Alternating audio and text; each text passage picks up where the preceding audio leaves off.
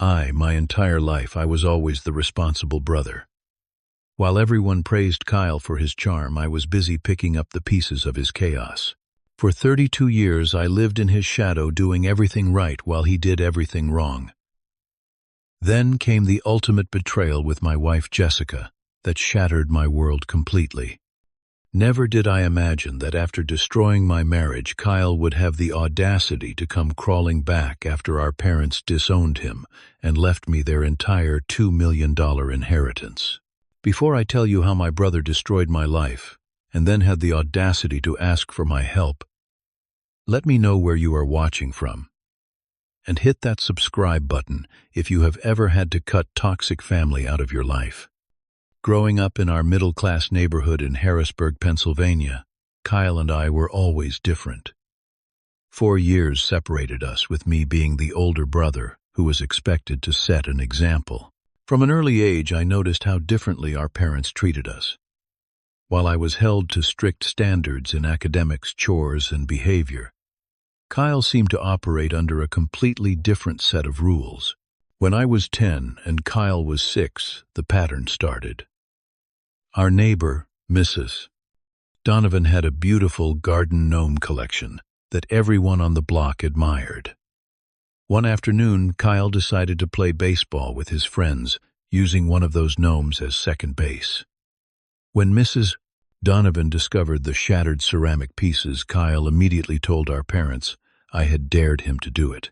Despite my protests, my parents believed him. I lost my allowance for a month and had to help Mrs. Donovan with yard work every weekend. This became our family dynamic. Kyle would cause trouble then. Either I would get blamed or I would be responsible for fixing the situation. By high school, the stakes just got higher.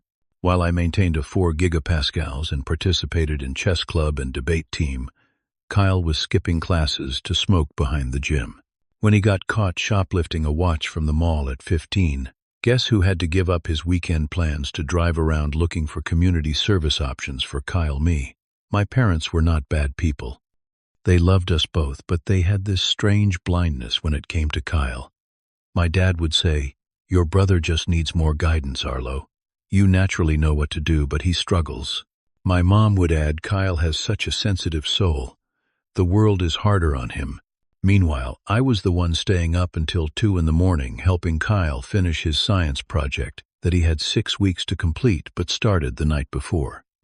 Despite all this, I managed to get a scholarship to Penn State. Those college years should have been my escape. A chance to establish my own identity, away from the Kyle and Arlo show. But Kyle made sure to sabotage that too. During my sophomore year, he visited campus unannounced and convinced my roommate to let him throw a party in our dorm while I was at the library. By the time I returned, campus security was confiscating alcohol from underage students, and I almost lost my housing. Kyle left the next morning with a casual "sorry bro" while I spent the next month on disciplinary probation. The worst was when he showed up to my graduation ceremony visibly drunk. My parents had driven 3 hours to see me receive my business degree with honors. As the dean was calling my name, Kyle started whooping and hollering, stumbling into other families seated in our row. My mother was mortified, my father angry, and I just wanted to disappear as I awkwardly walked across that stage. Even my first serious relationship in college fell victim to Kyle. Natalie and I had been dating for almost a year when Kyle visited during spring break. While I was in a meeting with my academic advisor, Kyle apparently told Natalie all about my commitment issues and how I had supposedly talked about breaking up with her after finals. None of it was true. When I confronted him, he claimed he was just looking out for her. Natalie ended things the following week, saying she needed someone more emotionally available. Through all of this, my parents maintained their mantra, "Arlo, you need to help guide your brother." I was simultaneously the victim of his behavior and expected to be his keeper. The unfairness of it burned, but family obligation kept me trying despite the growing resentment. After college, I landed a position as a junior financial analyst at Wexler & Associates in Philadelphia. The work was demanding but rewarding, and for the first time I felt like I was building something that was entirely mine, separate from the family drama. My relationship with Kyle remained strained but manageable given the distance, as he had stayed in Harrisburg working various jobs. At a finance conference in Chicago, 3 years into my career, I met Jessica. She was intelligent, ambitious, and worked for a competing firm in Pittsburgh. We hit it off immediately, sharing the same dry humor and love for obscure documentaries. After 6 months of long-distance dating, she transferred to the Philadelphia branch of her company, and our relationship flourished. Around this same time, Kyle seemed to be turning a corner in his life. He had secured a position as a car salesman at a local dealership and maintained it for over a year, a personal record for him. During phone calls with my parents, they would proudly update me on his commission checks and how the manager had praised his people skills. I was cautiously optimistic. When I proposed to Jessica after 18 months of dating, she enthusiastically said yes. We bought a modest 3-bedroom home in a good school district, planning for the future we both wanted. At our engagement party, Kyle was surprisingly appropriate, even giving a toast that sounded genuinely supportive. My parents beamed with pride, declaring how fortunate they were to have 2 successful sons. The wedding planning went smoothly until the question of the best man arose. Jessica gently suggested that not asking my only brother would create unnecessary family tension. Despite my reservations, I asked Kyle, who accepted with what appeared to be sincere gratitude. The actual wedding day was beautiful aside from Kyle's speech, which included several inappropriate jokes about Jessica's appearance and a strange comment about how I finally found someone who could put up with me. Jessica squeezed my hand under the table and whispered, "He is trying in his own way." The first 2 years of our marriage were the happiest of my life. Jessica and I worked hard at our careers, took weekend trips to the Poconos, and started saving for the children we hoped to have. We had game nights with friends, joined a local wine tasting club, and volunteered at the animal shelter where we had adopted our dog Rusty.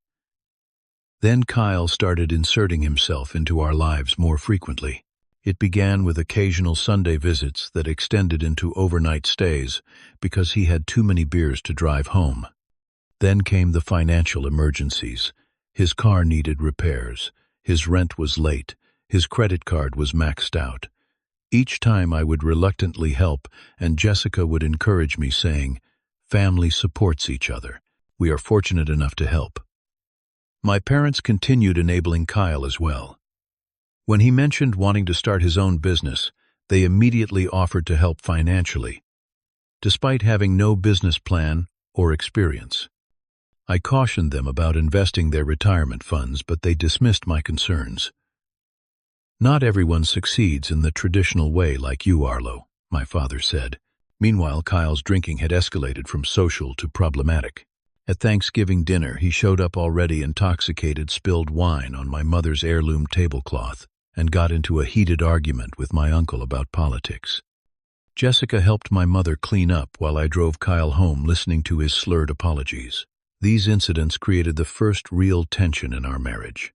I wanted to establish firmer boundaries with Kyle, while Jessica surprisingly advocated for continued support. "He needs a stable influence," she would argue. Cutting him off would only make things worse. In retrospect, her defense of Kyle should have been my first warning sign.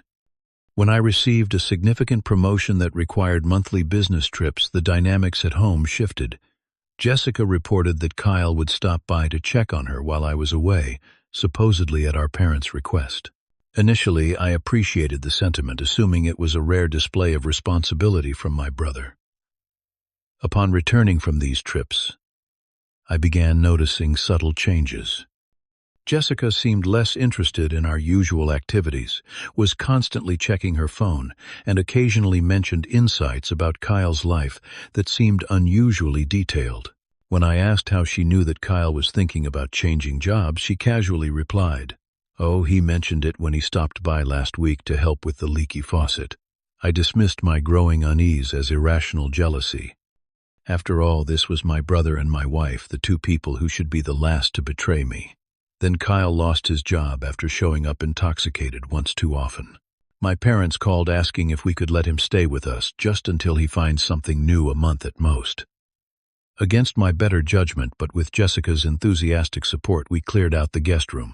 Kyle moved in with 2 suitcases and vague promises about job applications. I increased my hours at work, partly due to the promotion demands, but also to avoid the uncomfortable atmosphere at home.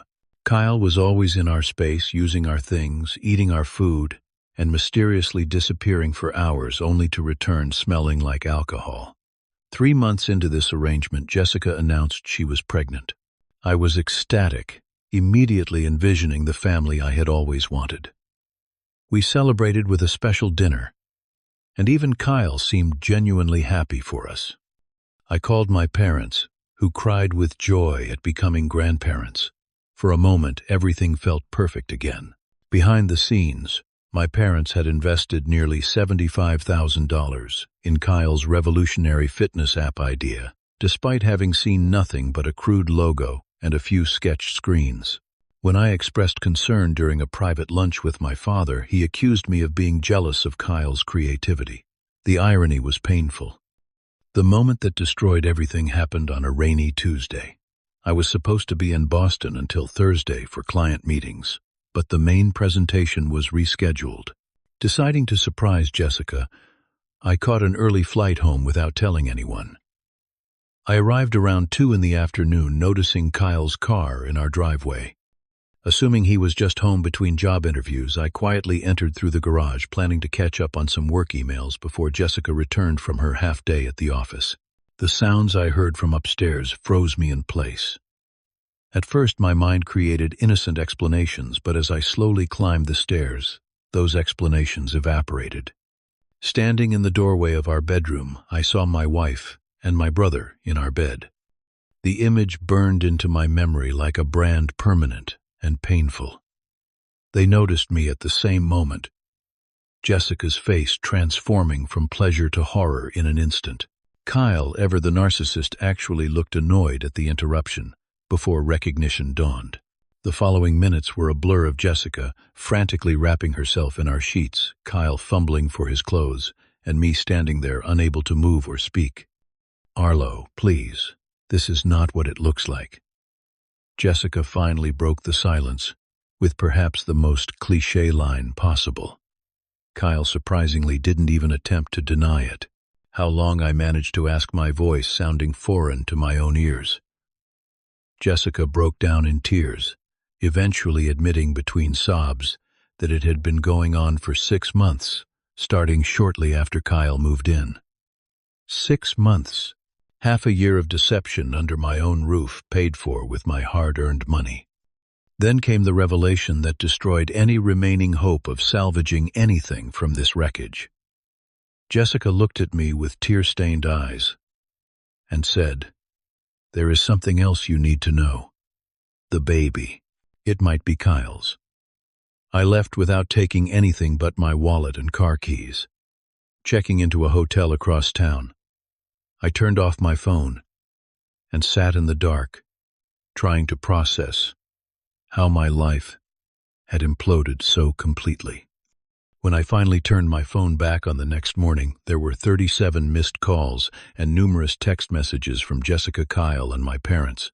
I called in sick to work for the first time in my career and contacted a divorce attorney.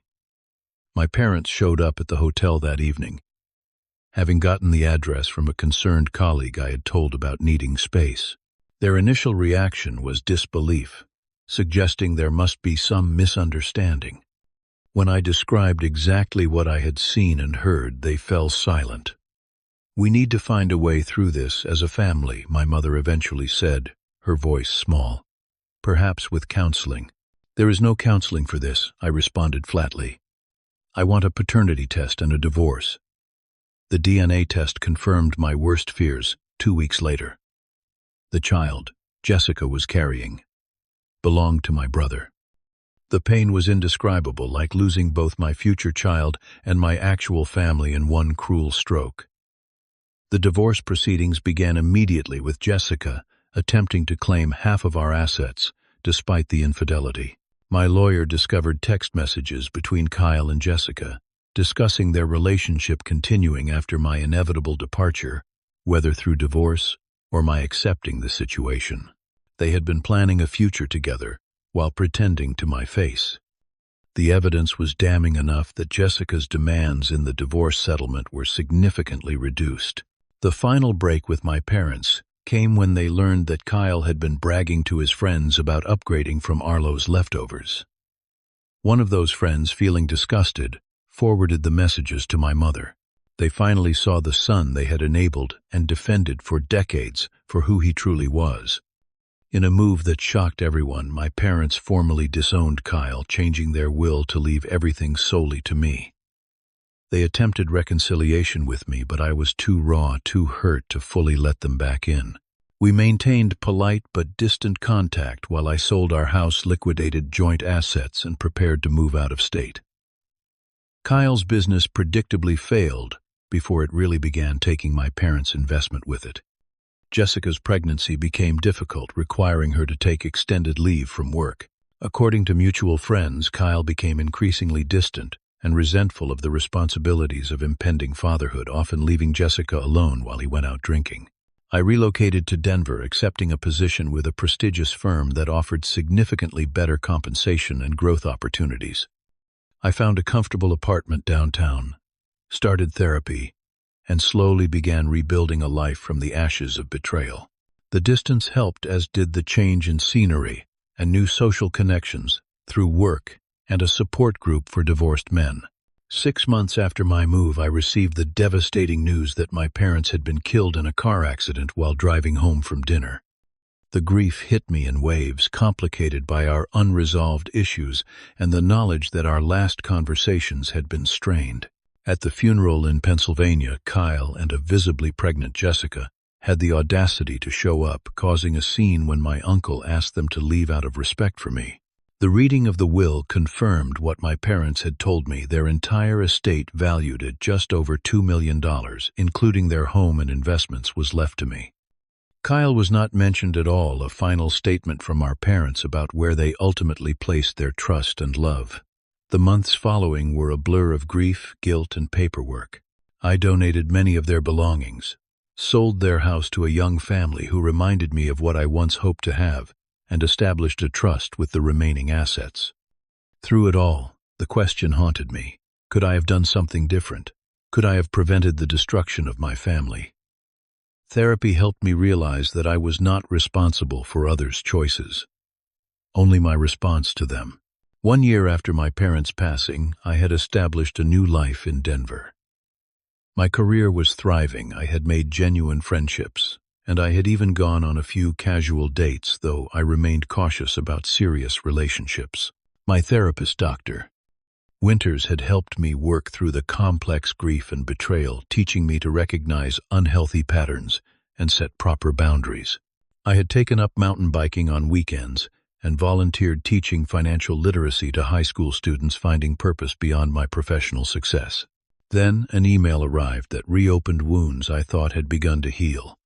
The subject line read simply, "Please read this, Arlo. I need your help." It was from Kyle. In the email, he described his desperate situation. Jessica had left him 3 months after their son was born, citing his drinking and emotional abuse.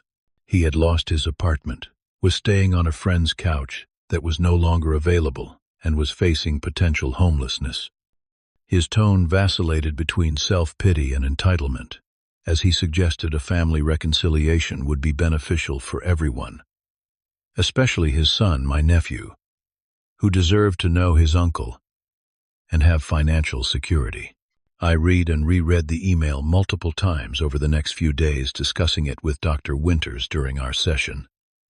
Part of me wanted to delete it and continue my healing journey uninterrupted. Another part wondered about the innocent child, my biological nephew, who had no choice in his parents' actions. After careful consideration, I agreed to meet Kyle at a coffee shop near where he was staying. Walking into that cafe, I barely recognized the disheveled man hunched over a table in the corner.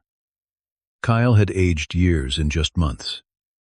His once charismatic appearance, now haggard with bloodshot eyes and unkempt hair. "Thanks for coming," he mumbled as I sat down across from him. "I did not think you would." I remained silent, waiting for him to continue. He launched into a narrative that was more justification than apology, explaining how Jessica had pursued him and how they had both been drunk the first time. He described their son, Anthony, as the spitting image of Dad, and showed me pictures on his cracked phone screen. Despite everything, seeing my nephew's face stirred something in me.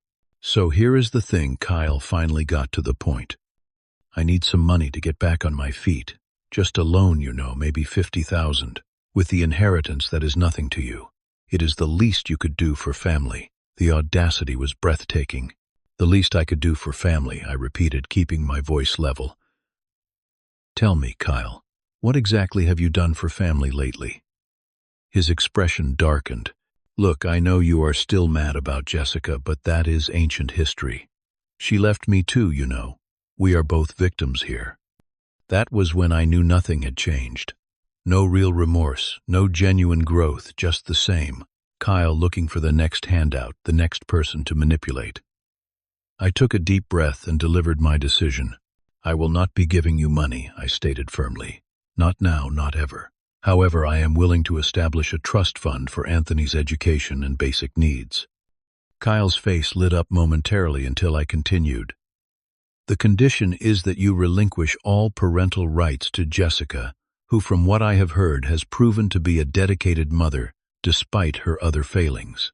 The explosion was immediate. Kyle slammed his fist on the table, causing other patrons to turn and stare. You self-righteous prick. You think you are better than everyone else. That is my son. My flesh and blood. I need that money, no, Kyle. What you need is help that I cannot provide. What Anthony needs is stability and a chance at a better life than the one you are offering him. I stood up, placed a business card with my contact information on the table and said, my final piece. This card has my information. If you change your mind about the trust fund, have your lawyer contact mine. Otherwise, this is goodbye. As I walked away, Kyle shouted obscenities that followed me out the door.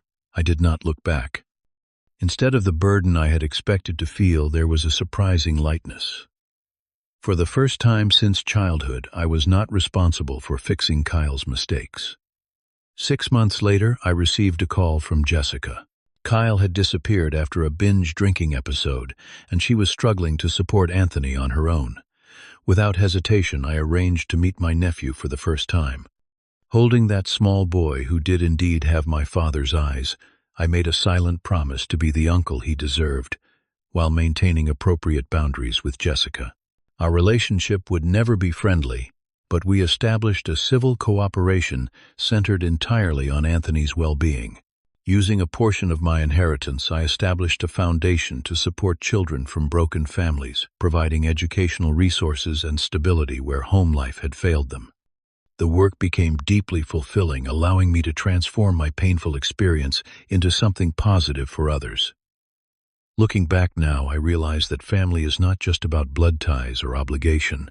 It is about mutual respect, honesty, and genuine care. Sometimes the most difficult decision is knowing when to walk away from toxic relationships, even when they are wrapped in the package of family. The peace I have found was worth the painful journey to get here. Have you ever had to make the difficult choice between family loyalty and self-respect? Share your experience in the comments below. If you found value in my story, please like and subscribe to support more content about overcoming betrayal and building a meaningful life on your own terms. Do not forget to share with someone who might be struggling with similar family dynamics. Remember, your worth is not determined by those who failed to value you, but by the strength you find in standing up for yourself. Thank you for listening, and I wish you the courage to choose yourself when necessary.